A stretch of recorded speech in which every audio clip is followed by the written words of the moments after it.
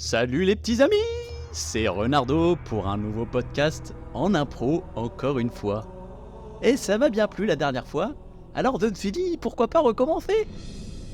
Je sais que en ce moment, je sors pas beaucoup de dessins animés, et je sais que vous êtes nombreux à attendre ce genre de contenu. Mais voilà, j'en profite pour vous parler à travers ces podcasts.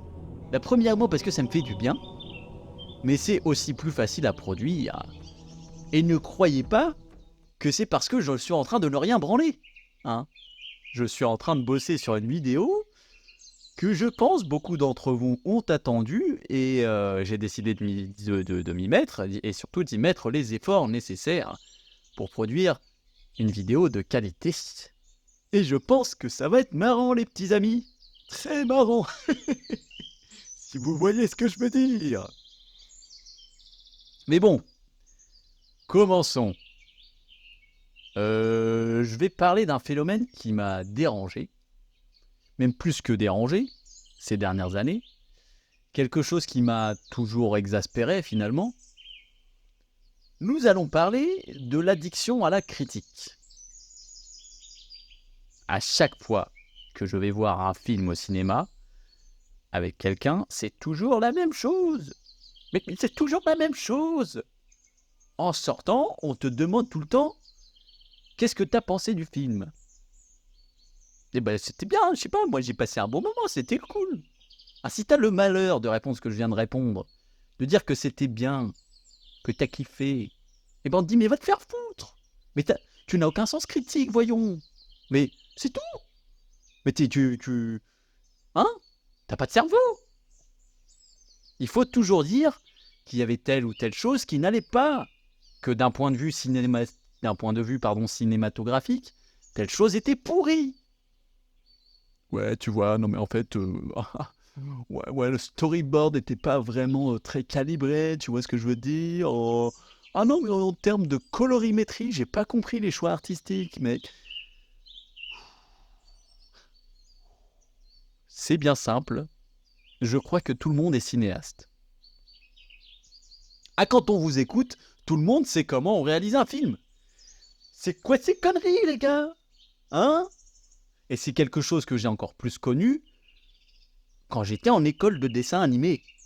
Parce que il nous était demandé d'aller voir des films et puis d'analyser et d'étudier ceci. Ce qui est normal puisque c'est dans notre cursus, puisqu'on apprend pour le coup effectivement à faire des films. Mais la chose avec laquelle j'avais toujours du mal, c'est que les gens n'étaient plus capables d'apprécier ce qu'ils vivaient. En fait, ce qu'ils voyaient, ce qu'ils mangent au resto, le spectacle auquel ils assistent, il faut toujours regarder les choses en se disant comment est-ce que je vais pouvoir le démonter après coup, tu vois. Parce qu'après, on va me poser la question. Et donc, il faut que j'ai bien repéré tout ce qui ne va pas. Du coup, tu passes ton film, ou ton repas au resto, ou ton spectacle à te dire quelle va être ma critique sur TripAdvisor? Qu'est-ce que je vais bien pouvoir dire? Comment ne pas passer pour un con derrière? Donc, tu cherches tout ce qui va pas, et finalement, bah, tu vis pas vraiment l'instant présent. Tu kiffes pas. T'es en train de préparer ton contrôle. C'est des révisions, quoi. Moi, ma question, c'est toujours est-ce que tu as passé un bon moment? Oui? Alors casse pas les couilles! Tu me casses les couilles, nom de Dieu! C'est important de développer une capacité d'analyse et un sens critique, je dis pas le contraire. Mais un sens critique, eh ben, ça veut aussi dire être capable de reconnaître quand c'est bien et être capable de se laisser porter par quelque chose qui fonctionne, qui te procure des émotions, parce que t'es un être humain, bordel de cul! Hein, quelque chose qui nous fait vibrer. Certes, tout peut toujours être amélioré. Et c'est bien normal, puisque l'être humain est imparfait. Nous faisons des choses imparfaites. C'est ce qui en fait la beauté, et c'est ce qui fait les différences. La perfection, bah, ça veut dire que tout est pareil, que tout est identique. Bah, une fureur, hein? Heureusement que l'on vit dans un monde imparfait, sinon ça serait chiant à mourir. Cela dit, on s'en rendrait pas compte, puisque notre cerveau, s'il était parfait, il fonctionnerait de la même manière pour tout le monde. La critique, elle est valorisée. Elle donne l'impression d'être intelligent. Elle te donne une image de mec ou de meuf à contre-courant, tu vois le truc, hein, qui pense pas comme tout le monde. Ouais, non mais moi, tu vois, ouais, moi je suis différent, quoi. Sauf qu'on nous éduque, sauf quand on nous éduque et qu'on nous demande, qu'on attend de nous que l'on critique. Dans ce cas-là, t'es pas à contre-courant, mec. Hein? On attend ça de nous, que l'on trouve ce qui ne va pas, mais quand c'est bien, c'est bien, nom de Dieu, c'est bien, c'est super même, profites-en. Et ce phénomène, parce que ça a toujours, en tout cas, de mon vécu, c'est quelque chose que j'ai toujours connu. Hein. Ça a toujours été comme ça, même quand j'étais petit. Mais ce phénomène, il faut pas se mentir, il est exacerbé avec les réseaux sociaux. Ben oui, je suis un vieux con maintenant.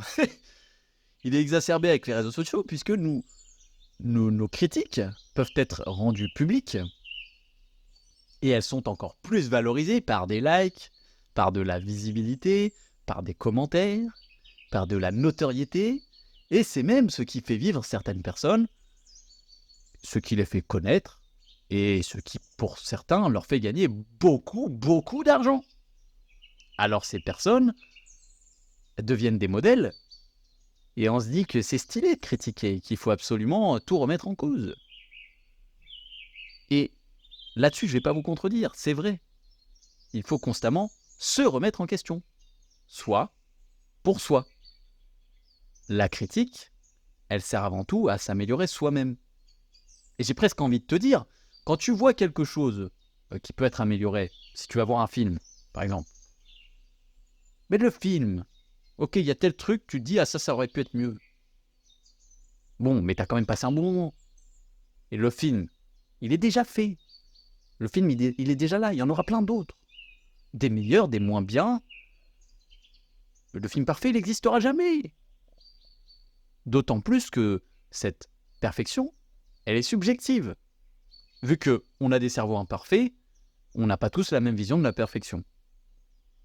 Et comme elle est subjective, elle dépendra de chacun. Donc, si toi, tu veux faire le film qui te semble parfait à tes yeux, si toi, tu veux voir tout ce qui n'a pas été mis en œuvre dans d'autres productions, casse pas les couilles.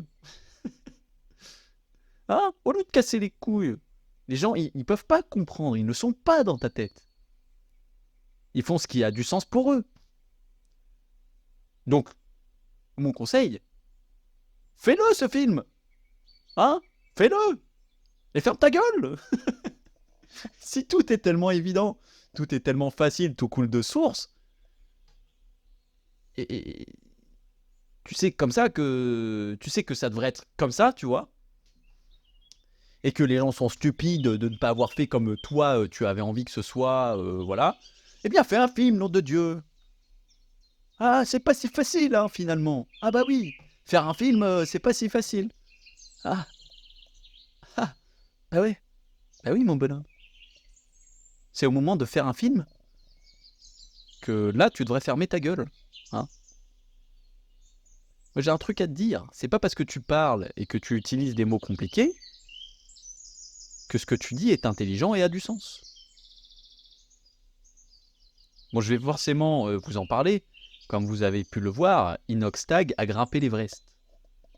Et il en a fait un film, enfin lui et son équipe en ont fait un film qui a été projeté au cinéma. Et forcément, comme en France, réussir c'est un gros mot, il a été énormément critiqué.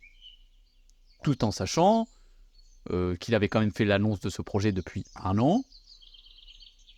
Les gens ont quand même attendu la sortie du film pour dire que ce projet, c'est une énorme connerie. Vous auriez pas pu le dire avant. Non, non. Enfin bref, les critiques vont dans tous les sens, c'est-à-dire qu'il y en a qui vont parler d'écologie, que c'est un désastre écologique. D'autres qui vont dire que... Alors, juste pour rappel, hein, n'importe quel film, c'est un désastre écologique, si on part de là. Hein. N'importe quel film, ça te demande des moyens de zinzin. Et pour le coup, je pense que Monter sur l'Everest, c'est un film qui est sûrement peut-être moins coûteux d'un point de vue environnemental que je sais pas, que la dernière grosse production. Ouais, qu'est-ce qu'il y a qui sort là? Il y a Joker 2 qui sort, là, en octobre. Il va y avoir des bagnoles explosées et tout. Hein. Il va y avoir des explosions dans tous les sens. Je crois pas que ce soit très écolo. Hein. Et je pense que le budget du film... Ah, mon bonhomme! Et puis quand tu fais venir des acteurs de tous les coins du monde, tu leur fais prendre l'avion, etc. Tu bosses sur des ordis en permanence, machin. Donc allez pas me parler des désastres écologiques pour un film qui finalement coûte rien. Enfin, il coûte 1/100 de ce qu'une grosse production coûte, tu vois. Il y en a d'autres qui vont dire que c'est un caprice de riche. Ça pour dire qu'il n'a aucun mérite. Et oui, c'est trop facile, il y a toute une équipe derrière lui et tout, machin. Et bien sûr qu'Inoxtag, il a grimpé l'Everest parce qu'il en était capable et qu'il en avait les moyens à l'instant T. Hein. Et ça, c'est grâce à tout ce qu'il a fait pendant des années. Et même, j'ai envie de vous dire, s'il avait eu l'argent et les moyens dès le départ, s'il était né dans une famille riche, s'il s'était toujours baigné dans des piscines de billets, combien de riches se mettent autant dans l'inconfort que lui l'a fait? Quand on vous écoute sur Internet, ce genre d'exploit ne devrait être félicité que si la personne qui l'accomplit n'en a pas les moyens. Mais par définition, si la personne n'en a pas les moyens, elle ne peut pas le faire. Non mais vous êtes complètement con ou quoi? Et je sais pourquoi vous faites ça. Hein. Pourquoi vous adoptez ce comportement de victime. C'est parce que c'est une manière très simple de vous mettre au même niveau que les autres. De vous mettre, voire même, au-dessus. Parce que vous êtes plus bien pensant. Hein. Plutôt que de vous remettre en question et de vous dire que vous n'avancez pas dans votre vie. Plutôt que de se sentir mal et de ressentir potentiellement, pour les gens qui ne font rien, un sentiment d'infériorité vis-à-vis d'autres personnes qui accomplissent des choses. Enfin voilà, c'est pour éviter de se trouver des excuses. Non, pardon, c'est pas pour éviter de se trouver des excuses, je voulais dire, vous faites ça pour vous trouver des excuses. Critiquer, c'est plus facile et ça justifie le fait de ne rien faire. Comme ça, vous pouvez dire, non mais moi, si je fais quelque chose, je le fais bien. Hein. Moi, si je fais quelque chose, ça ne sera pas un désastre écologique, moi je le ferai comme ça, et tout, machin. Sauf qu'en fait, t'es juste un branleur parce que tu fais rien. Tu fais que parler, mon bonhomme. Essayez de vous mettre à la place de quelqu'un comme Inoxtag, qui a les moyens de faire ce qu'il fait, et soyez vraiment honnête avec vous-même, et dites-moi que vous en feriez autant. Je crois que la plupart d'entre vous, si à 22 ans, vous aviez les moyens de vous offrir le confort que peut s'offrir Inoxtag, eh bien je pense que vous en profiteriez pour encore plus ne rien branler. Éventuellement, vous profitez de la vie en partant en vacances, en mangeant au resto, à tous les repas, potentiellement en vous faisant livrer parce que vous êtes des gros flemmards. La plupart d'entre vous, il faut que vous ayez l'honnêteté de dire que si vous aviez cet accès au confort, vous en profiteriez pour être désassisté et pour ne plus rien faire par vous-même. Et quelque part, je me dis que c'est d'autant plus admirable qu'un jeune qui pourrait ne plus rien faire de sa vie et ne pas se poser de questions sur son confort, sa sécurité, son avenir, que ce jeune-là, il aille se mettre en galère et repousser ses limites. D'une certaine manière, d'un point de vue financier, d'un point de vue du statut social, d'un point de vue professionnel, il a plus à perdre qu'à gagner. Là, ce qu'il va vraiment gagner dans un tel projet, c'est quelque chose qui se passe à l'intérieur, dans sa petite tête, quelque chose qu'il faut vivre. Et ça, c'est quelque chose que les gens qui ne font rien les gens qui vivent au travers des autres, et aujourd'hui au travers des autres, au travers des écrans, ben ça c'est des choses que ces gens ne peuvent pas comprendre. Et c'est normal qu'ils ne puissent pas le comprendre parce qu'ils ne l'ont jamais expérimenté. Et pour autant, je suis convaincu que c'est quelque chose dont l'être humain a besoin. C'est un besoin. Et je pèse mes mots. Hein. Ce manque de mouvement, de renouveau, de challenge, de remise en question, il détraque et il abîme la santé mentale. Il crée un mal-être. Et c'est très simple à constater quand on voit les commentaires, les critiques sur Internet, que ce soit sur cette vidéo ou sur n'importe quel projet, n'importe quelle personne qui va réussir un peu. Et je vais vous dire, même moi, à ma petite échelle, j'ai pu le voir au travers de mes propres vidéos. Alors que je gagne pour l'instant pas d'argent avec, que j'ai pas beaucoup d'abonnés et que j'ai pas vraiment de notoriété, tu vois. Mais je vois déjà ça aujourd'hui. Je suis convaincu que nous avons besoin d'explorer, de découvrir, de varier, d'apprendre et de ne pas stagner pour être épanoui, pour donner un sens à nos putains de vies. Hein. Quand on fait toujours la même chose, bah on a fini le game en fait. Il n'y a plus rien à faire, la vie elle a plus de sens. Pourquoi tant de gens sont malheureux aujourd'hui? Pourquoi tant de gens sont dépressifs? Pourquoi tant de gens sont aigris?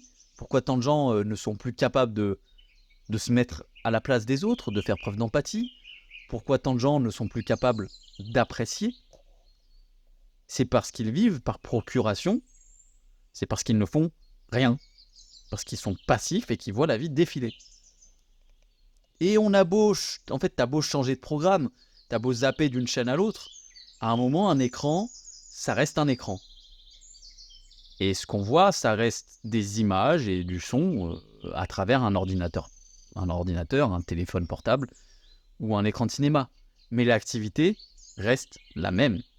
Et c'est celle que vous faites tous les jours, tous les soirs quand vous rentrez du boulot. Vous faites la même chose. Et alors vous en devenez exigeant avec les autres. Ces gens qui sont là pour vous divertir, pour vous faire vivre, car on ne ressent plus rien dans nos vies. Et du coup, vous leur en demandez plus, alors que vous ne faites rien. Vous leur en demandez plus pour vivre plus, sauf qu'il y a un moment, c'est pas vous qui les vivez les choses. Vous faites rien, vous leur en demandez plus. Faites, et vous allez voir que chaque journée, elle est différente. N'ayez pas peur du challenge. Ou plutôt, osez faire ce qui vous fait peur. Travaillez sur vos points faibles, mais surtout, amusez-vous et vivez. De cette manière, vous verrez que votre vie ne défile plus en accéléré. Et que la jeunesse, c'est une approche de la vie et un état d'esprit. C'est plutôt une belle fin, non, pour ce podcast. Ah, je suis pas mécontent. Bon, les petits amis, voilà pour ce podcast. Comme d'habitude, n'hésitez pas à me dire ce que vous en avez pensé dans les commentaires. S'il y a des sujets que vous souhaiteriez que j'aborde, bah dites-moi. Et surtout, j'ai envie de savoir, dites-moi, qu'est-ce qui vous fait vibrer? Qu'est-ce que vous faites dans la vie? Dites-moi. Je vous dis à très vite. Prenez soin de vous. Vivez. C'était Renardo. Bisous bisous.